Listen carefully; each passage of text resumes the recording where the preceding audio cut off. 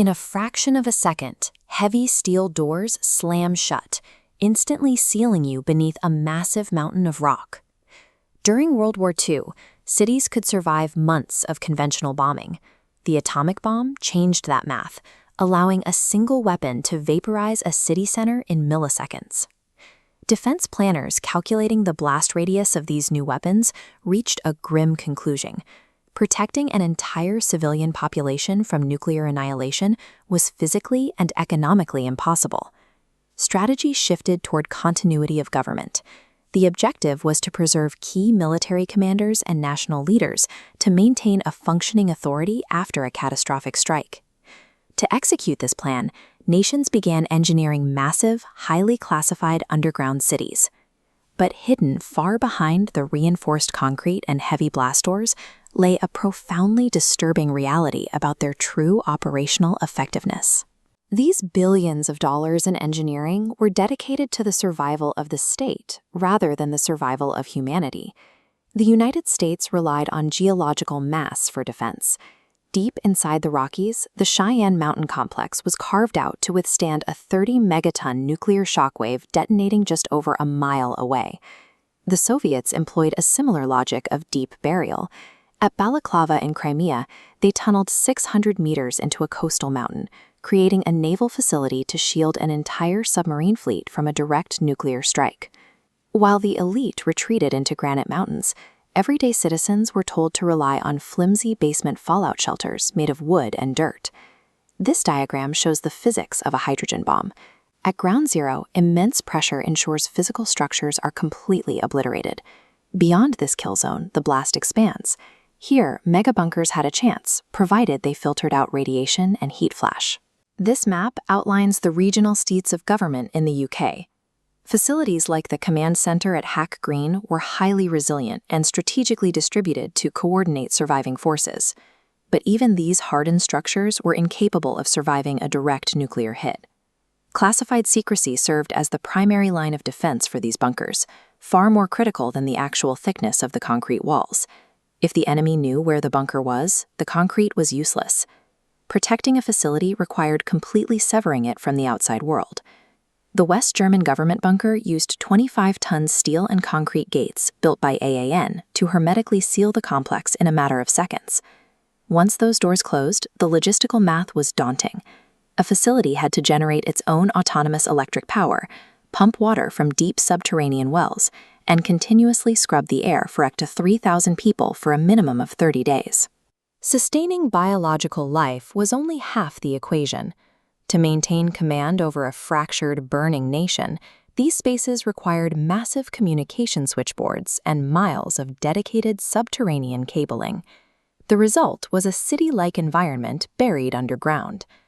Governments installed vast canteens, fully equipped BBC broadcasting studios, and even subterranean hair salons. Operating this infrastructure required strict rapid response protocols. The sirens had to sound, and the life support lockdowns had to initiate before radioactive fallout reached the site. These meticulously replicated underground cities were hardened ecosystems, engineered to outlast a poisoned atmosphere. While Western nations focused on administrative continuity, other powers utilized bunker architecture for active retaliation. In China, the engineering unit of the 2nd Artillery constructed the underground Great Wall. This 3,000-mile subterranean network was designed specifically to guarantee a second strike capability. The tunnels provided the clearance necessary for the covert transit, preparation, and launch of massive nuclear ballistics. Elsewhere, bunker construction was driven by regime-mandated isolationism. In Albania, dictator Enver Hoxha became convinced that a multi-front invasion was imminent. His response was to fortify every single square meter of the country. Hoxha poured 20% of Albania's gross domestic product into manufacturing small, mushroom-shaped concrete positions known as QZ bunkers. The economic toll on the impoverished nation was staggering, resulting in over 175,000 concrete domes, the highest density of bunkers in world history. Western bunkers operated as tools to protect existing governance.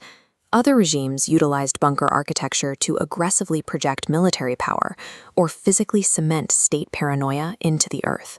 For the personnel assigned to man these facilities, the psychological dread was profound. They were expected to sit in windowless rooms and maintain administrative order while their families on the surface were being incinerated. Military strategists were forced to ask a chilling philosophical question. In a fully realized post-apocalyptic world, would the survivors locked in the bunkers ultimately envy the dead?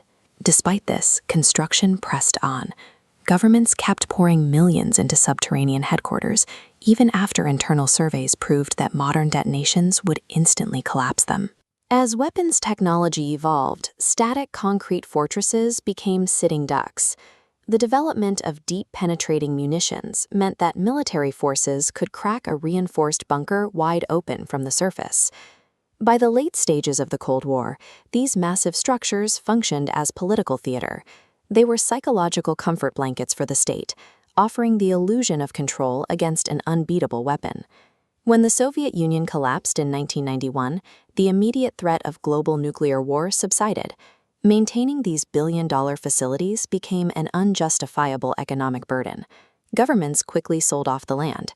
Today, formerly top-secret sites like the Hack Green Command Center in the UK have been transformed into public museums. In Albania, the indestructible concrete domes proved too costly to demolish.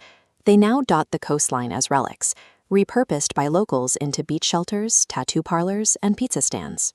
Modern continuity of government no longer relies on a static hole in the ground. Emergency command is executed from highly mobile, airborne centers that can stay ahead of the threat, leaving the underground fortresses abandoned. This vast subterranean network now sits quietly entombed in the earth. It remains a chilling monument to a fleeting moment in history, a time when humanity engineered its own survival for the end of the world.